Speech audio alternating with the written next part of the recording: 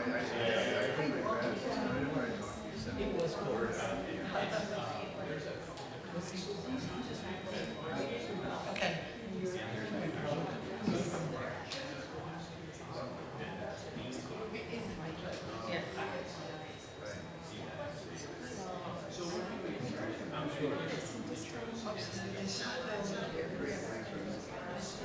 I'm sure you guys have both spoken about a lot of things. We just put these right in, they probably should be ready. You'll hear yourself. And if we hear you're not using your mic, we'll give you a sign. Okay, great, yeah, great. But yeah, this is great. Good evening, everyone. Amy? Sorry.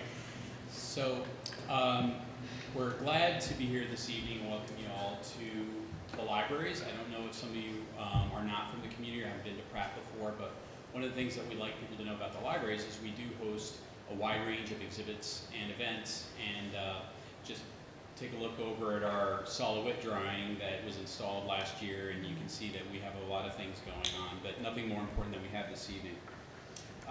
Tonight we had the great opportunity to hold a conversation with Raquel Rabinovich. Excuse me, Raquel. She's going to be talking with our panel about her river drawings that are installed in the library on the first two floors, and you'll also see on the third floor here there's a little bit of background information about her work.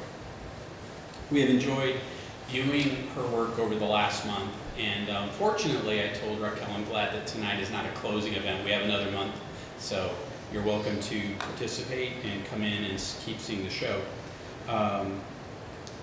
The opportunity to hear Raquel speak about her art is an amazing opportunity, and I've had a few conversations with Raquel and I've learned something every time. Before we get started, I wanted to thank a few people who were involved with the exhibit itself. Alex Bacon, second from your left, is the curator of the exhibit, and Hudson Shively, who's in the room, was the designer, and I think their vision helped really make this show fit a library context. So we're really grateful for their creativity. Chris Arabagis, Jason Mears, Nicholas Deese, and Dina Butner, we thank them for their work in getting the show installed and also making Hudson's idea happen. Robert Morgan, on the end of the panel, is introducing Raquel. Sorry, let me start over. Raquel would not actually have had this exhibit in the library if it didn't first happen that Robert had the audacity to bring Raquel into the library and suggest that this could be a site for her work. And Robert came to me passionately on a number of occasions to talk about Raquel's work, and he introduced her to me, and I was enchanted ever since. That began a process of working with Martha Wilson and our team to figure out how to make it happen. We just wanted it to happen. And it took such a long time, about 2 years from the first introductions until the exhibit was installed, that even our exhibit infrastructure had changed. So the idea had to be reshaped several times, and we hope that Raquel is happy with the way it worked out. Martha Wilson has been so generous with her time and her imagination in developing a series called Live at the Libraries, which I think she could speak about for us. Since Franklin Furness has come to Pratt, Martha has brought an amazing energy to the Institute and an incredible resource, both from her knowledge about art to the collaborative efforts we've had around our combined art book collection. So I really appreciate all that you've done for us in making this possible, Martha, and I'll turn it over to you. All right. I am the moderator of this panel. I'm Martha Wilson. I'm going to wrangle these people to the ground if they disobey my request. I thought the way we could manage the night would be to, maybe I'll say a little bit more about Live at the Libraries, which is the name we've given to the collaborations between Franklin Furness and the libraries at Pratt. Franklin Furness is an organization in residence, so we have our own board of directors, as Pratt has its own board of directors, but then we develop ways to work together on various projects. And one of these ways is to, every year, it's turning out to be kind of every year, to work on an exhibition that will speak to the community at Pratt and to the wider art world. Last year, it was a show of mail art by Anna Banana. Anna Banana was 75 a year ago. She is a mail artist, M-A-I-L, not M-A-L-E. She has an international mailing list of artists who send work to each other. They modify the work and continue to send it on. They created this work to circumvent the gallery and museum system. They didn't want to participate in it. They wanted to create their own community of value outside of the traditional art world. And Robert Morgan suggested Raquel Rabinovich. I've known Raquel since we were neighbors in Tribeca when Franklin Furnace was founded in 1976. And so I'm going to ask Raquel to start by providing us with some social and political context for the works that are on view in her exhibition. And then I'm going to ask Alex to talk about how he chose the works that you have seen. And then I'm going to ask Robert to provide a larger art historical context for the work of Raquel in relation to the art world at large. So take it away, Raquel Rabinovich. Thank you. Can you hear me well? Yes. I think I find myself many times reflecting on where ideas and inspiration come from. Although, it's okay now? Although this is basically, essentially mystery, I still find that I can relate or perceive an invisible thread throughout my work, and that it takes me back to a sort of what I call a source of my work. And this realization helps me to create a context in which my art and life happen. I grew up in Argentina, where I was a political activist under Perón's military dictatorship during the 50s, spending time in jail as a result. And then I moved to Europe, where I continued my art studies. But after returning to Argentina in the early 60s, another military dictatorship a few years later triggered my move to the United States, where I settled in New York. So the awareness of what freedom really meant to me sort of fostered my independence as an artist, which led to be always an outsider, not identifying with the art movements of the times and the spaces of the places I lived in. And then sort of freedom, or being free from having to belong to a particular group, identifying myself as an artist, free of defining myself, or to have a particular style and identity. So in short, life and art became for me a spiritual practice. And I felt also free, or freedom led me at some point to leave my marriage when it felt like a prison. But also freedom opened the doors for me to have inner transformation, and that in turn created the possibility of having a different kind of relationship with my former husband, whom I eventually remarried. So I find that some of the sources of my work come from poetry. For instance, in Jorge Luis Borges and T.S. Eliot, in Pablo Neruda and Baudelaire, in Antonio Machado, and maybe Reine Maria Rilke, in St. John of the Cross, among many others, Robert Kelly also, and many other writers and poets. But I think that I see my work like not being sort of included or categorized as something that where language is a basic component of. I'd rather see my work as a metaphor. Rather, I see them as paradoxes.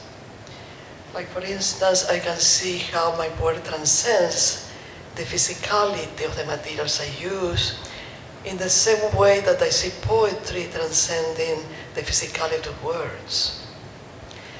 So this created like a sort of context for my life and my work, or the process I work use, is in a sort of space which is like in between intuition and intention, and ideas and inspiration. I think that comes from what I call a primordial source, where not yet thoughts are being articulated. So art for me enacts the emergence from that source and takes the viewer back to it. So this is basically the way I see my work.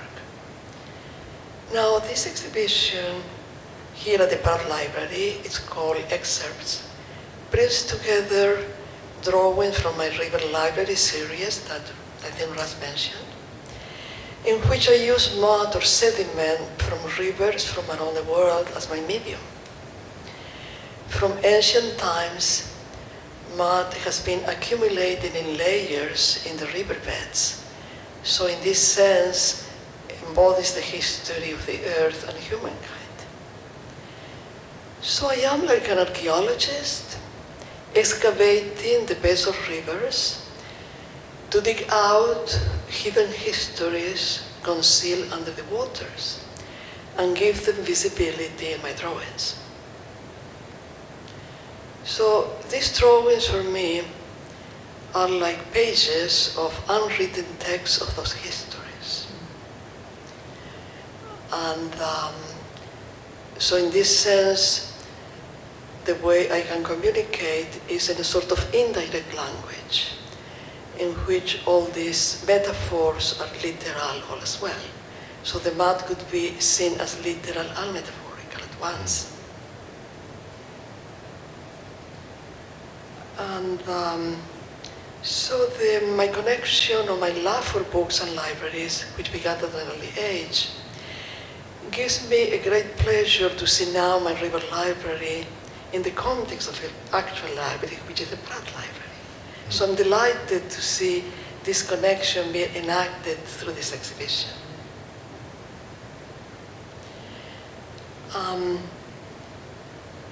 It seems to me that the viewer can engage in a sort of journey through the world as they look at my exhibition, in the same way or in a parallel way that readers will engage in this world journey when they search and read books at the library. On the other hand, there are many books which have been important to me, influential or inspiring, which are also part of this exhibition. They are included here and they are on display on a table at the entrance to the library. So I hope that you see them when you come in and look for the materials regarding the exhibition.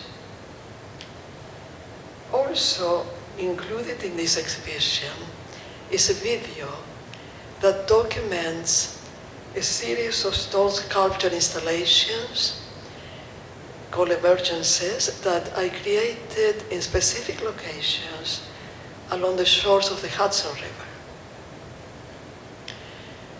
They are also another manifestation of my interest in the process of how things emerge into view from being concealed or hidden. These sculptures are invisible and visible, depending on the rising and falling of the river tides. At high tide, they are covered by the waters, and they gradually emerge into view at low tide. In this sense, they are like the river itself, never the same. And like life, they are impermanent, in a constant state of flux. So this covers, I think, my ideas about my art, the context in which life and art came together, and also what I see as happening in this exhibition here. I hope that you see it if you haven't had the chance yet. And I thank you very much, all of you, from Russ, Chris, Martha, Alex, and Robert, for having contributed to this to happen. Thank you. Thank you, Raquel.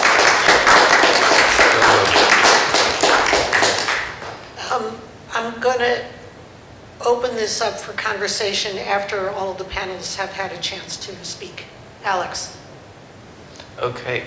Well, this was an interesting exhibition for me as a curator because it was sort of a proposition half formed already when I came on board, which is that obviously, as you've heard already, that Robert sort of made the match, and then so when Raquel approached me, and I've known Raquel a lot less than everyone else here, at least on the panel, which is I met her in 2014 around the time of her last exhibition in New York, and we sort of hit it off, and I wrote an essay on her work, and then it came to then this exhibition where she invited me. She said that there was this show that she wanted to do at the Pratt Library with her River Library drawing series in particular. So I sort of came on board with certain parameters in mind from the beginning. So I was, of course, interested because in terms of the project we worked on before, it was on her paintings, so a very different body of work. And I didn't know as much about these works, and they're very different because obviously the paintings, if you don't know them, they're done in a sort of, oil and wax, encaustic sort of process. They're very, they share a sort of monochromatic palette, often language is embedded.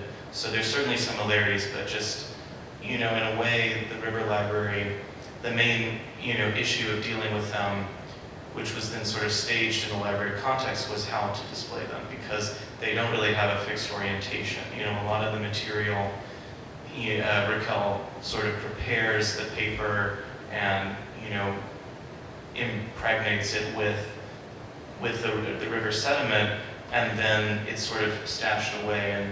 And so it was a sort of question for me, how the work could be inserted into the context where it would both, sort of relate to the library, because obviously, as Raquel has stated, it's important, that sort of literary aspect, but also for me it was important that it sort of stand on its own as well, that these works have their own, stage, as it were, as autonomous artworks in their own right. And so this was then compounded by the fact that we had a sort of specific infrastructure in the library to use, so certain vitrines and cases and things like that. So it was a very interesting process for me, who had not worked in a context like that, on a very technical level, and then also in terms of sort of figuring my way around a set of parameters and works. But I found that it was quite exciting because we could insert the works both, horizontally and vertically. And that was important to me because I wanted, again, to emphasize with the work that it doesn't have a single fixed way to be read. So I like the way in which, certain works are placed, flat in a case, and so they take on an almost sculptural quality. Because, usually we think of work on paper obviously having a sort of very two-dimensional, very vertical orientation, but these works, I think, become, you might not even know that they're on paper. So that sort of materiality fades away, and so I guess it makes sense that Raquel found paper as a vehicle for the mud, because the mud is really allowed to sort of take on its own form. But again, the rectilinearity of the paper also gives it a sort of armature. So for me, you know, I saw a lot of relationships, you know, where the work was speaking not only to pages of books, but it was also speaking to, say, the sculptural Carl Andre or something like that. So I liked then how we could, in the cases, we found a way that we could hang, you know, these pieces you'll see right at the beginning of the exhibition on the first floor, pieces that are hung vertically. So again, they take on, I think, a very different feeling when they're shown that way.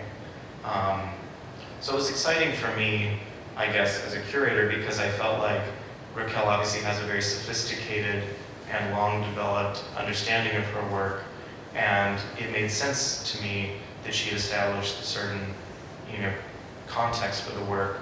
And it was then nice if she had already, in a way, through the library and her own conversations, created the literary context. I felt that I was then given the space to create a sort of tension with the more material and physical aspects, which of course is inherent in the use of mud as well. It's of course metaphorical, but also literal. And I think, again, that's part of the strength of Raquel's work, that she manages to capture both elements. You know, these works are not, in a sense, they're entirely non-illusionistic. You know, there's nothing in terms of, say, you know, pictorial space or something in them.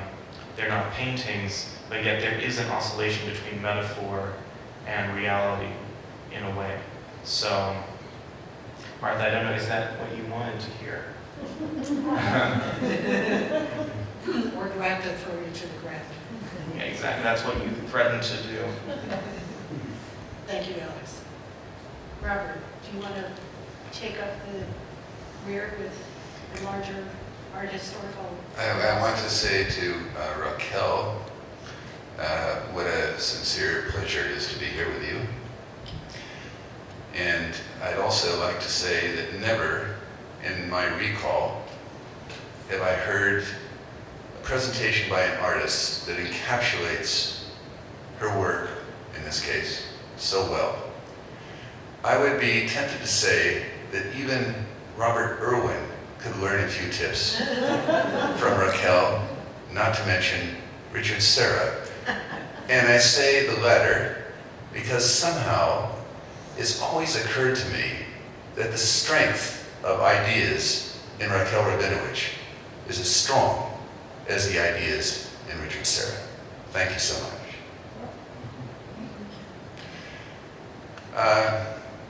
Where to begin? Martha, you asked that I try and situate our artists this evening in some kind of international context. And unfortunately, I only have a half an hour. I don't have 3 years to do that. Because I think that there's so much to be said, but I'm going to make a few comments that will perhaps have a kind of conceptual orientation, although I keep telling people that after 1993, when I wrote something called After the Deluge, I tried to leave all my conceptual art behind, and recently, to culminate that decision, I was very happy that Notre Dame University bought my archives, so now I don't have to think about conceptual art anymore, except when I think of Raquel's work, of course, there's no way to avoid it. Let me see. The first time I became aware of Raquel's work was in a show in Hudson, New York, at a small gallery called BCB, and she was showing with another artist who's a mutual friend of ours by the name of Lucio Pozzi. And I went into the gallery and I saw Lucio and I saw his work and I said, "But Lucio, aren't you showing with somebody else?" And he said, "Yes, it's Raquel Rabinowitz. You didn't see her work?"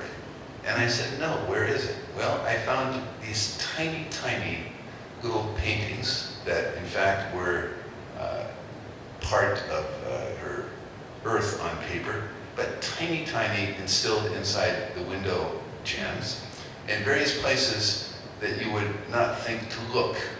But they were there, and some of them were high and some of them were low. And I became so interested in this. And of course, Raquel and I eventually met and talked about it. And it was really a thrill to understand that there is an ethical dimension to art as well as an aesthetic dimension. Now, there's no doubt in my mind that the aesthetics is present in Raquel's work. No doubt, and I can come back to that if you want, but I'm not going to talk about the aesthetics so much. I want to speak about something else, and as I reflected on that work, I immediately thought of Kierkegaard's teleological suspension of the ethical and of Nietzsche's transvaluation. The two books are Either Or by Kierkegaard and Beyond Good and Evil by Nietzsche. And it occurred to me that there is a kind of suspension of what is right and wrong in terms of a way of perception and a way of thought. That by design, from Kierkegaard's point of view, that you suspend that in order to make the point in another way. Now, I remember a conversation many, many years ago with an artist by the name of Robert Motherwell, who some of you know as an abstract expressionist. I was at his home with his wife, Helen Frankenthaler, and we were talking, and Motherwell said, you know, art has to get beyond the aesthetic. It has to get beyond the aesthetic. It has to go somewhere else, because the aesthetic by itself is too easy, okay? There has to be another dimension to the work that is going to give the work significance. Okay, now this flew in the face of Clive Bell's idea of significant form. And I was very interested in the fact that art could be significance by way of the insertion or the intervention in a very clear and deliberate way in the work of an artist such as Raquel Rabinovich. And I was taken by that. And then I was thinking of the force that Nietzsche talks about in terms of the transvaluation. Why do we have to stay stuck in these categories in terms of what we think is correct and incorrect? We just go for what we understand to be real. Now, I think this is a message for the 21st century, not only for the 19th century, okay? How do we get to what is real? Well, we have to really believe it ourselves. And few artists are willing to talk about believing in what they do. I don't know if Raquel uses that word. It doesn't matter if she uses it. I believe it's what she does, okay? Now, one other reference that has occurred to me very recently, and I discovered that a lot of people are not aware of one of the last books of Herbert Marcuse called Aesthetic Dimensions. And actually, the source of that is kind of hidden within another earlier book, which is called Eros and Civilization, okay? I think the discussion we're going to eventually get into will deal somewhat with politics, as Raquel has introduced the fact that she was imprisoned in her country for speaking out. This is incredible to think of, but it happened, and it's possibly still happening. As a matter of fact, facts are facts. It is happening, okay? Now, Marcuse's point is that you don't have to do political art. Just the fact that you are believing in your art, get ready, is political. It is political. You believe in your art because what you're doing as a statement, as an artist, and I so strongly feel this in relation to Raquel's work, when I look at this work, her paintings or her mud works or the little pieces that I described, there is something about this work that I feel is the basis of humanity in terms of the material from which we come, how we evolve to who we are today. Okay? That's a moving thought. And if we can get to that point of that awareness, there would be no people in prison for speaking out. Okay? Marcuse goes on to say that you don't need ideology to do art. You need to be on a course directed toward freedom that alleviates the burden of coercive authoritarianism. This is what we need today. We need to relieve relieve ourselves of the burden of coercive authoritarianism. We don't need to be told what to do. But on the other hand, we have to be grown-ups, okay? Which means that we have to mature as artists. This is what is so striking to me in the work of this magnificent artist. And Martha, I'm fairly sure, as Alex pointed, I don't know whether I gave you what you want, but I just made a few comments that maybe are worth thinking about. Thank you, Robert. I would like to open it up to any questions or comments that you may wish to have at this time. Yes. Is the paper you Can can, you speak louder, please? you made the paper yourself? No, I buy it from a Okay, place in India where they make it by hand in Okay. Pondicherry in India. okay. I just have another comment.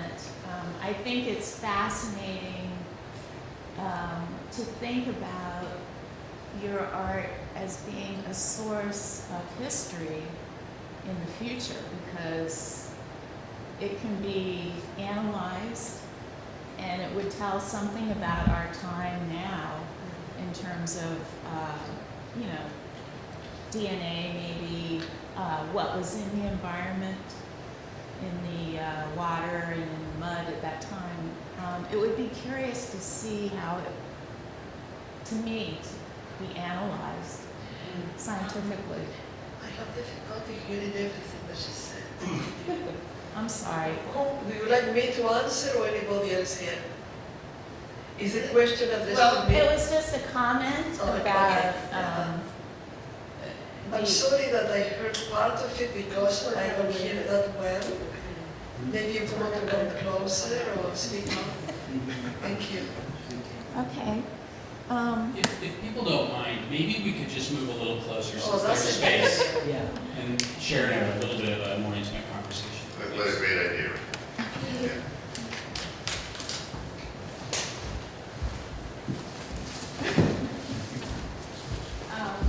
Yes. Anyway, I was just, That's much better. better? Yes.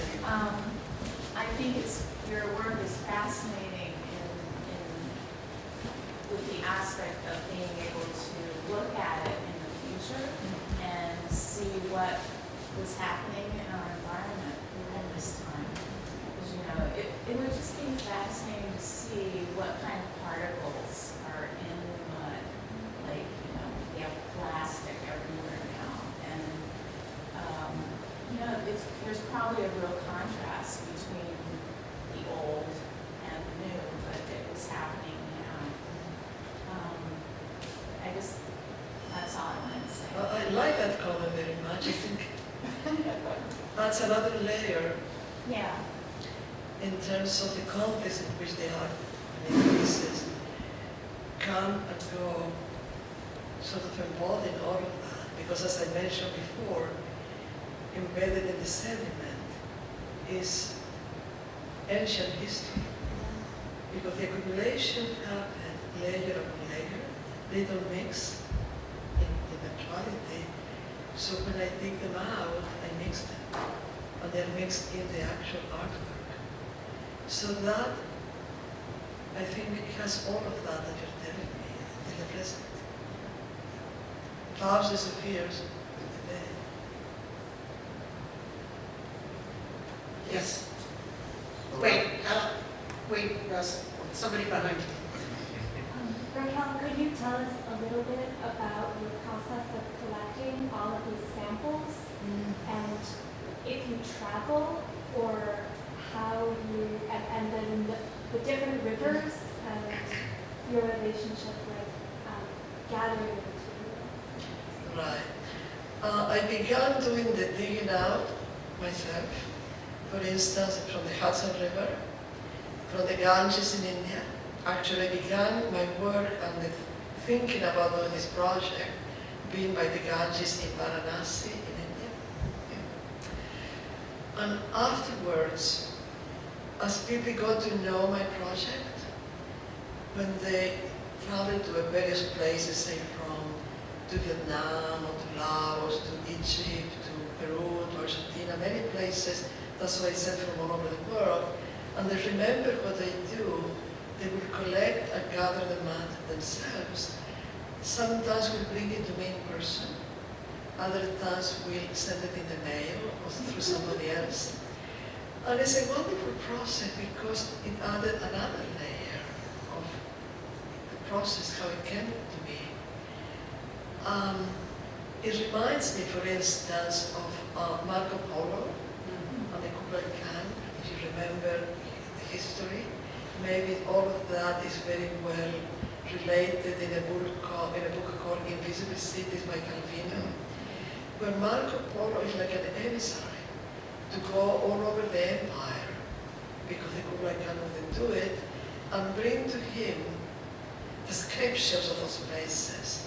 So in a way, getting the mud or sediment from all these places from all over the world is like the Marco Polos bringing to me what I call it an alphabet with which to write the drawings. So this is a beautiful connotation in the context of how the process develops. Another example could be, my understanding is, and my memory of it right, that the first libraries in Europe, Florence, began by the people in charge, what we call it, the Mecenas, The Medicis? the Medicis. And we sent again emissaries to the old world to copy the manuscripts and bring them back to the library where they were presented. So in a way, my drawings are like manuscripts, which I write with those alphabets. Russ, did you have a question? A comment and a question. So, because it did take a long time from when, relatively speaking, from when we first met and I started learning about your artwork until this show would come into fruition. I guess the idea sort of wandered over time. I thought a little bit about an idea as a river in a way since it first began, because I didn't know anything about your work when I first met you. And so my first encounter with your work, other than meeting yourself, was to think about your work as an artist working with a material. And over those 2 years, so much has happened. You know, it's a different world all of a sudden, it seems. And more recently, there's been so many things going on. And I made a comment at your opening that I'm finding it hard not to view things politically right now. I wonder if it's even possible, right? So, and you know, think about the Dakota pipeline issues and all that. I asked a fairly banal question. I was like, do you mind that people might view your work politically in some fashion or another? But you brought up the most extraordinary bit of information about your background and your art that I wasn't even implying. I had no idea, and I wondered if you could tell a little bit about the story that you had told me about the time that you felt like you needed to leave Argentina. Both times, I felt left twice. Yes. Well, you talk about the political situation today, which is, you know, absolutely extreme in many levels. But it's different from my experience of back there, both being in jail and being under a really military dictatorship. Because here we elected this president. Under dictatorship you're not. You're sort of victimized by the power they have about, you know, censorship and your movements and every thought and every word. You feel all the time you are in fear or threatened rather than fear that what will happen next. Just to give you an example, for instance, when I left Argentina the second time to come here, most of my friends who remained there, I had children of the same age of my children. All of these children disappeared, tortured and disappeared. 30,000 people disappeared. So it's a different experience, even now talking about that. That's what we experienced here. answers your question. Well, that is the topic, but it was the image that you told me about those disappeared Yes. students that, I can share that if you like. One of the rivers I used in my work is from a river in Argentina called in Spanish Rio de la Plata, and in English the River Plate. And one of the ways in which the repression took place in the times I'm talking about, most of the disappeared were not only tortured, but many times still alive, were dumped, dropped into that river, and then they disappeared forever. And I remember when I had an exhibition of some of these drawings in a gallery in Buenos Aires some years ago. One of the pieces was using mud from that river, the River Plate. And one person, one man came up to me, very disturbed and crying, tears coming down his face. And he said, "My daughter is in your drawing. She was one of the disappeared down into that river." So that was really shaking me up, things like that. So different from in the Ganges, where people are cremated on the shores of the river, and then the ashes are placed in the river. So there is the river of life and death, because it's a different experience of what is done there. If you go to the Mississippi River, which I also use in some of my work, you have the oil that has been, leaked into that river, and it's part of my work.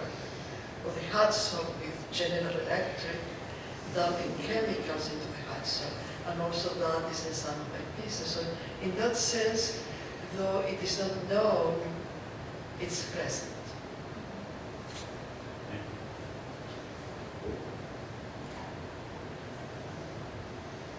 Amy, you have something? I do, but it's not about your art, which I love, and I agree with Robert. It's about the way you talk about your art. Because Say it louder. it's about the way Raquel talks about her art. I'm so moved by it. And I am writing a little presentation now, and there's an author, Lawrence Weschler, who wrote a book I have called Correspondences, you probably know.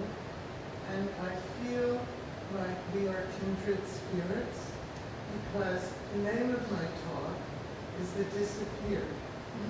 It's going to be given tomorrow, and I'm sitting here hearing this, and I'm very moved.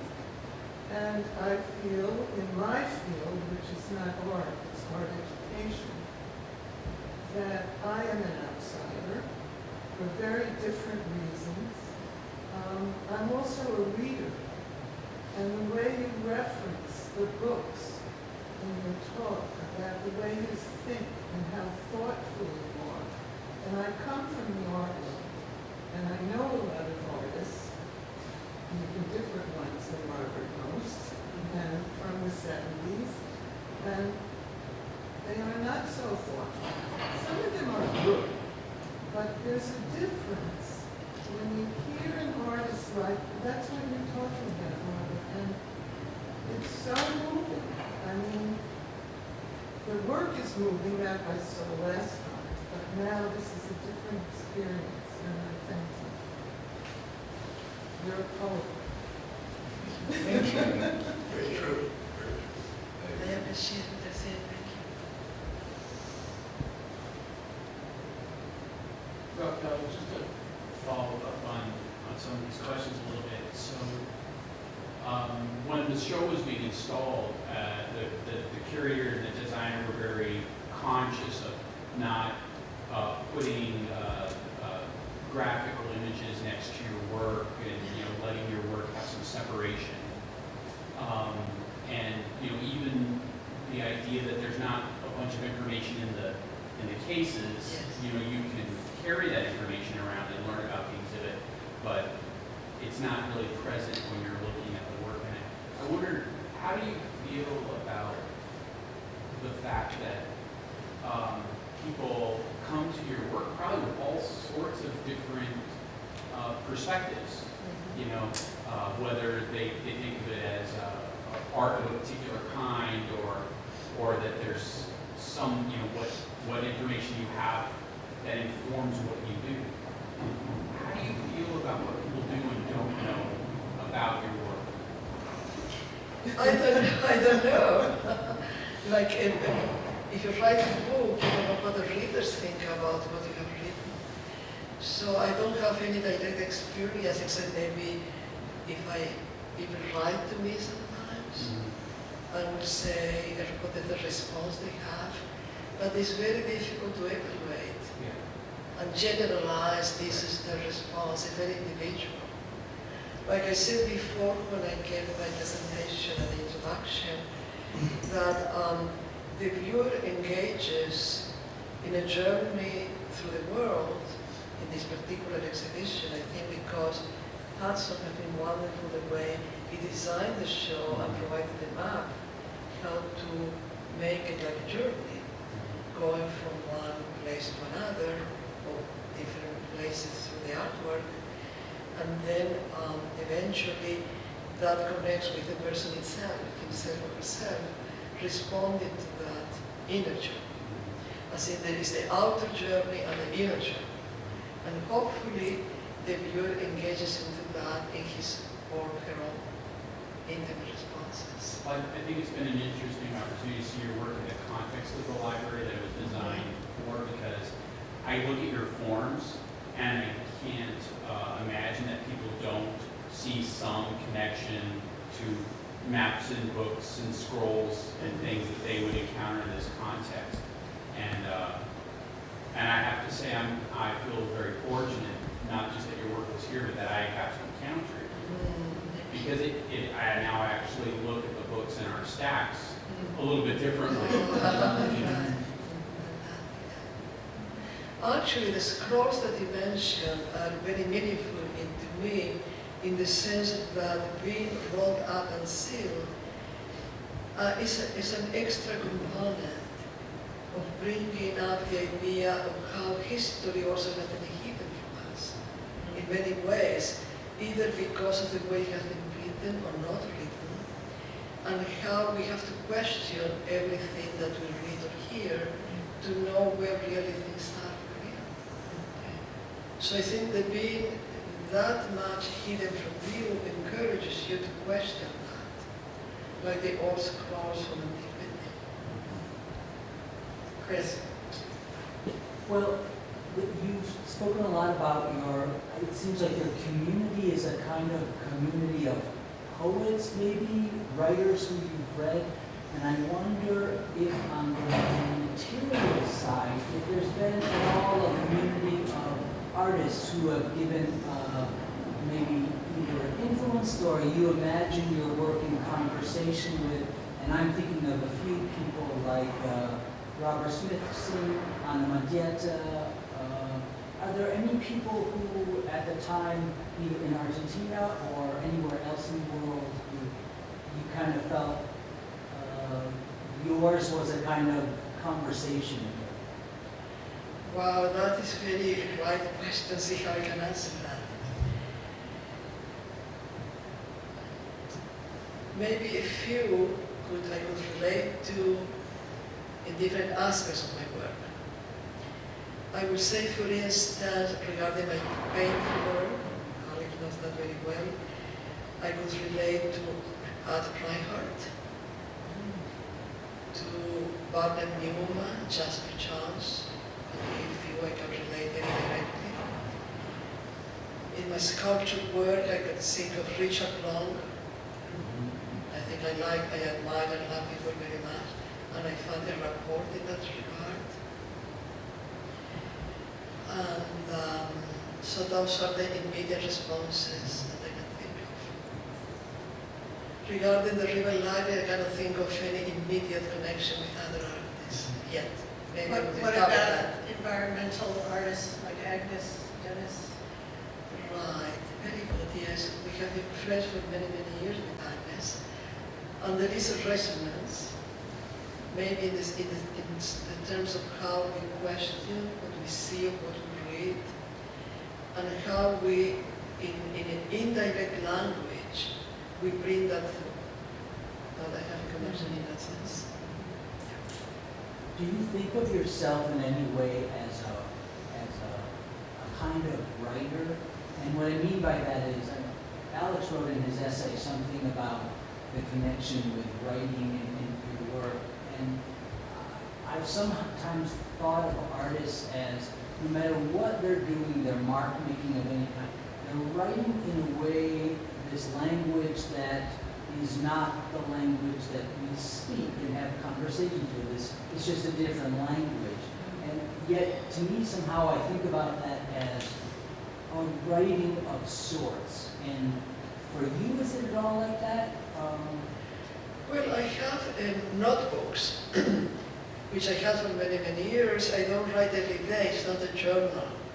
But sometimes I like to do the writing, could be ideas of work, reflections on something or other, or whatever comes to my mind, which comes in words, I like to write it down, which is different from actual artwork, which doesn't come in words. Mm-hmm. Like I said before, it's an indirect language for me, the making of art. So it's a different process, but I do both. Can I respond to that question? Sure. Because this happened in Buenos Aires, in fact, in 2000. Okay. I think it was my third trip, okay? And I was asked to do this lecture, and they said, we have the best translator. And I said, oh, I'm so flattered that you have the best translator. This is great. So I come into the office, and this guy translates before I finish my sentence. Wow, you know. Anyway, the night of the lecture comes, the place is packed. We begin the talk. By the third sentence, this guy, excuse me, what did you say? What did you say? And then I would explain to him what I said. And then we would go on to, and then, what did you say again? Can you repeat that? And it was just like that throughout the talk. Okay, he didn't understand anything. Okay, relative to your point. What was interesting is the people who knew English quite well always seemed to sit in front. And I could see their legs shifting around and so forth. So after the lecture, the woman who organized this thing said, the lecture the following night, she said, we can't have this guy tomorrow night, it's a disaster. And I think, Robert, you understand what I'm saying. I said, I totally understand. And they said, who can you get? And she said, I don't know. How about that woman that we had 2 years ago? She was great. Can't you get her? And they called her, and luckily she was available, And it was a totally different thing because she understood the artist's language. And I remember a term from a number of years ago, again, my conceptual days, meta-language. Maybe that's what you're referring to, I'm not sure. But a language that's different than how we converse on a daily level in terms of politics and economics and social whatever. That it's just a different level. And I think that Raquel, being the poet that she is and the poet that she knows and knows quite well in terms of her reading, I think that this is very much a part of it, that there's a poetic intervention that is pervasive in her work when she talks. Okay?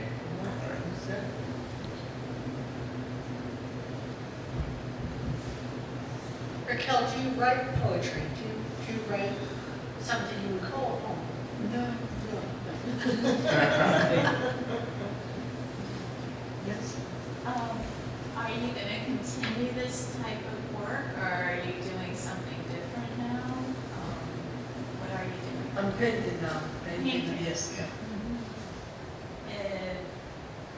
Similar to, I don't know. No. Okay.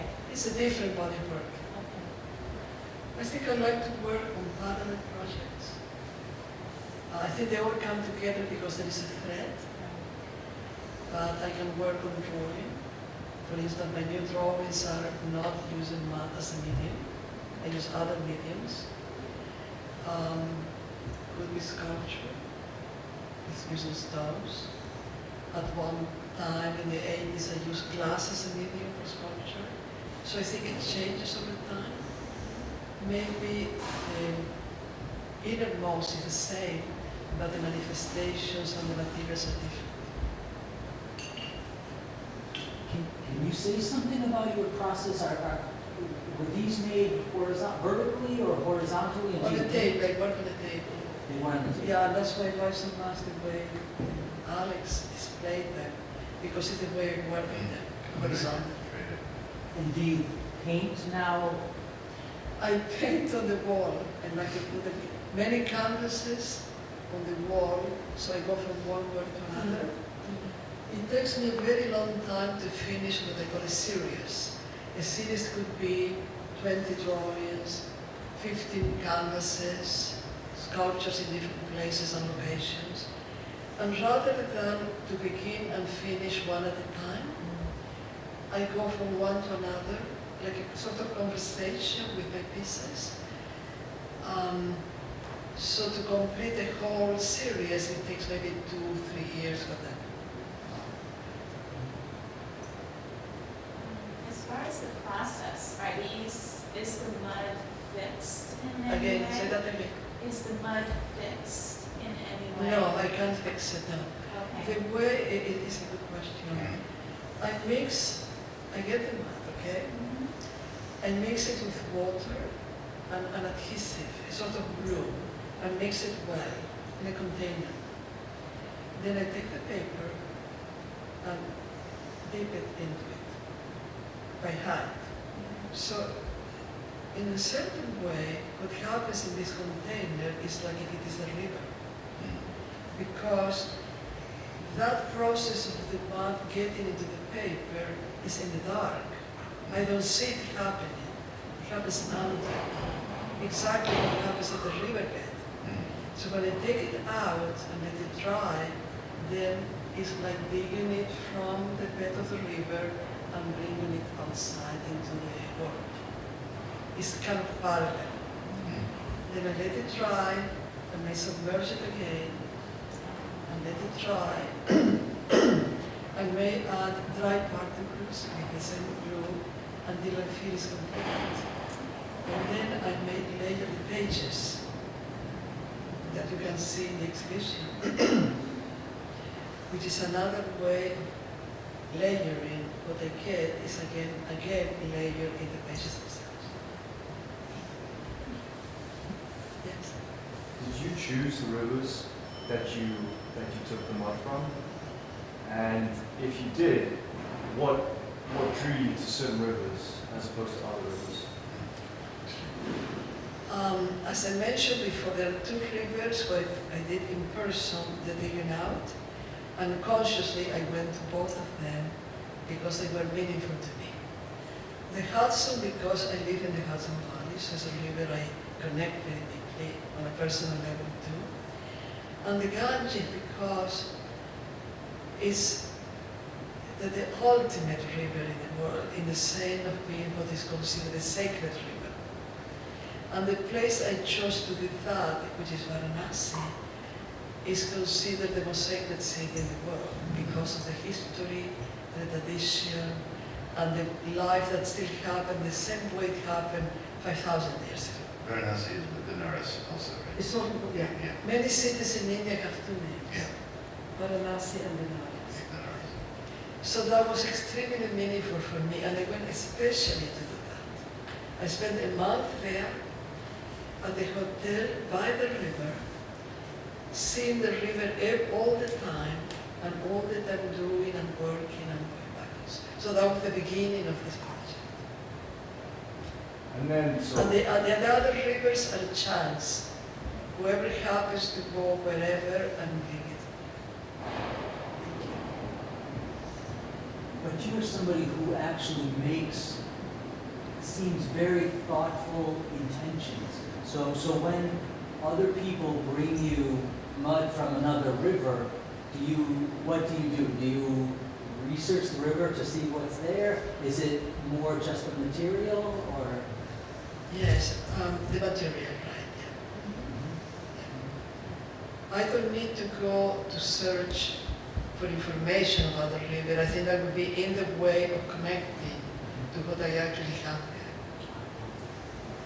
You know, in a symbolic way, to me, is what I call it an alphabet, because each river has a different history embedded in the mud, historically and geographically over time, and I get a sense of that working with that, so I don't have to go to the other kind of information. I know that many artists do that. One artist will be an example, but they want to examine and have everything knowing and being aware of in a very rational way.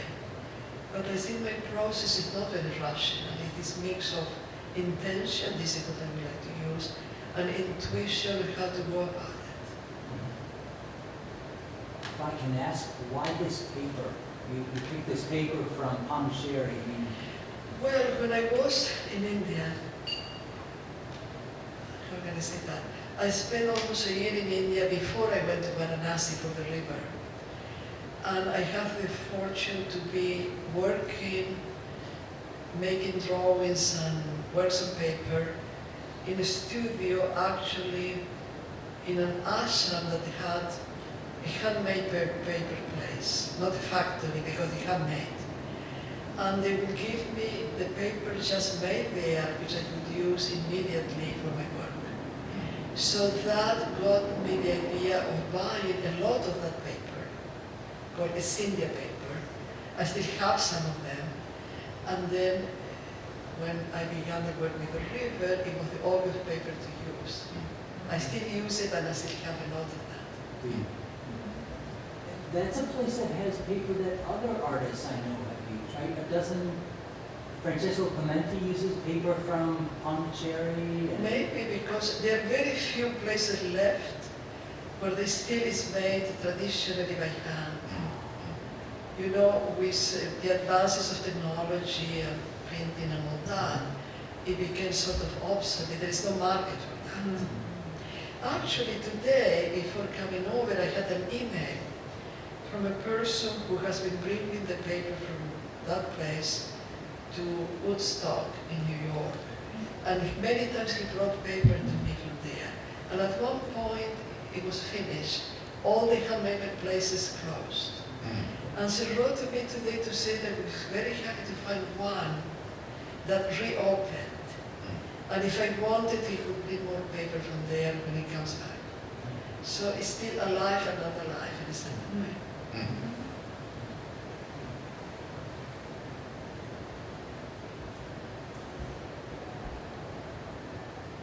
I like the idea of ending on alive and not alive.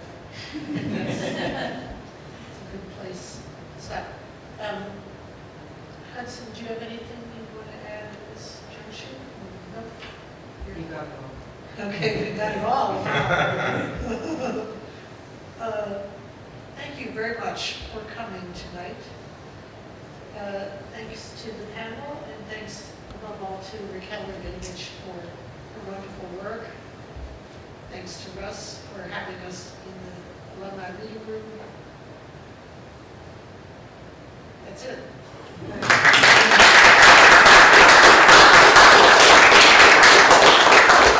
then I'm going to thank all of you. All of you, including all the audience, with the wonderful questions and interaction. So thank you, everyone.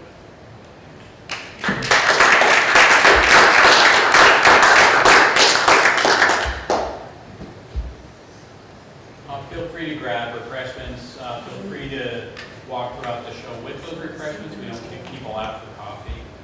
So enjoy yourselves. There's a solo lid on the wall. And there's When we were doing the tour,